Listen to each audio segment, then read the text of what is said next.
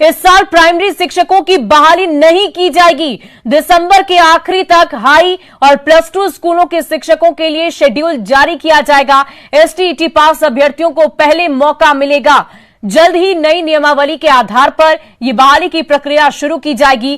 Cabinet में इन तमाम बातों पर मुहर लगेगी। मार्च से प्राइमरी शिक्षकों की बहाली शुरू होने की उम्मीद जताई जा रही है। 1 लाख प्राइमरी में और 75,000 शिक्षकों की माध्यमिक स्कूलों में बहाली होनी है। सूत्रों के हवाले से ये बड़ी जानकारी आपको दे रहे हैं शिक्षा विभाग की तरफ से, जहां अब इस बात की जानकारी है कि प्राइमरी स्कूलों में जो बहाली की प्रक्रिया शुरू होनी थी वो अब मार्च महीने में होगी।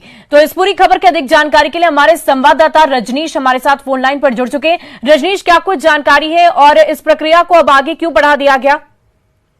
देखिए, बिहार के जो शिक्षक अभ्यर्थी हैं उनके लिए बड़ी खबर है कि सीएम नीतीश कुमार की समीक्षा बैठक के बाद पूरा जो प्लान है शिक्षा विभाग का वो बदल चुका है। पहले से ये तैयारी थी कि बिहार के जो प्राइमरी शिक्षक हैं उनके लिए 1 लाख पदों पर बहाली होनी है और पहले प्राइमरी की बहाली होगी। लेकिन सीएम की समीक्षा बैठक के बाद ये माना गया है कि जो प्राइमरी वाले हैं अगर वो बहाल हो जाएंगे तो फिर से वो हाई स्कूल के लिए अप्लाई कर देंगे। ऐसे में सरकार के लिए बड़ी चुनौती होगी, तो सरकार ने प्लान ही बदल दिया है। ये खबर आ रही है कि अब हाई स्कूल की पहले बहाली होगी, प्लस टू की, यानी एसटीईटी वालों को पहले मौका मिलेगा। उसके बाद जो सीटेट हैं और बीटेट हैं उनको मौका दिया जाएगा। यानी कुल मिलाकर 6 महीने तक जो अभ्यर्थी हैं प्राइमरी वाले उनको और इंतजार करना पड़ सकता है, जबकि दिसंबर से जो एस्टेट अभ्यर्थी हैं हाई और प्लस टू वाले उनको मौका मिल सकता है। ये पूरी तैयारी शिक्षा विभाग ने कर ली है।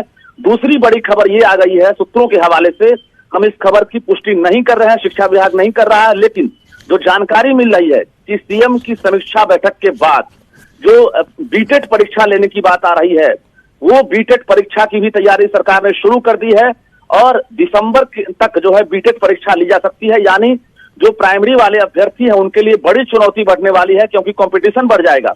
3 साल से लगातार सीटेट बीटेट पास जो है नौकरी मांग रहे हैं और अब फिर से बीटेट परीक्षा लेने की बात चल रही है। यानी अगर मार्च से पहले बीटेट परीक्षा का रिजल्ट जारी हो जाता है तो जो पुराने अभ्यर्थी हैं जो 3 साल से इंतजार कर रहे हैं उनके लिए बड़ी चुनौती होगी कि कहीं जो नई परीक्षा जो होगी उसके जो अभ्यर्थी पास करेंगे उनको ना मौका मिल जाए। दूसरी बड़ी बात, सीटेट का जो एग्जाम होना है दिसंबर में, अगर उसका रिजल्ट अगर पहले जारी होता है मार्च से पहले, तो निश्चित रूप से सीटेट और बीटेट के जो नए अभ्यर्थी हैं उनकी संख्या जैसे ही बढ़ेगी तो ये बहाली प्रक्रिया और टफ हो जाएगी। तो प्राइमरी अभ्यर्थी जो लगातार आंदोलन कर रहे थे उनके लिए फिलहाल राहत की खबर नहीं है। उन्हें अभी 6 महीने कम से कम और इंतजार करना होगा, वो भी अब कड़ी प्रतियोगिता से गुजरना होगा। तो निश्चित रूप से बिहार के लिए बड़ी खबर है। जो शिक्षक अभ्यर्थी लगातार आंदोलन कर रहे हैं, इंतजार कर रहे हैं, उनके लिए ये जानकारी दे दे कि पहले आपकी बहाली नहीं बल्कि हाई स्कूल और प्लस टू के लिए बहाली होगी, जो कि दिसंबर से शुरू होने की बात हो रही है। नई नियमावली जो बनने वाली है वो लगभग तैयार हो चुकी है, सिर्फ कैबिनेट में मुहर लगना है। यानी सितंबर के आखिरी तक कहा जा रहा है, कैबिनेट में मुहर लगने के बाद जो बहाली प्रक्रिया है उसका रोस्टर जारी कर दिया जाएगा। यानी हाई और प्लस टू वाले तैयार रहेंगे, उनके लिए बहाली की पहले प्रक्रिया शुरू होगी। जी बहुत बहुत शुक्रिया रजनीश हमारे साथ जुड़ने के लिए, तमाम जानकारी के लिए। तो ये बड़ी खबर सूत्रों के हवाले से, जहां अभ्यर्थियों की परेशानियां, कंपटीशन और ज्यादा बढ़ने वाला है, वो इसलिए क्योंकि अब पहले माध्यमिक स्कूलों में बहाली की प्रक्रिया होगी और उसके बाद प्राइमरी शिक्षकों की बहाली होगी। तो बिहार में दिसंबर तक ये बहाली की प्रक्रिया शुरुआत की जा चुकी होगी और इस साल शिक्षकों की बहाली, प्राइमरी शिक्षकों की बहाली नहीं होगी। दिसंबर में जारी होगा ये नया शेड्यूल। तो ये बड़ी खबर आपको बता रहे हैं, जहां जल्द ही नई नियमावली जारी कर दी जाएगी।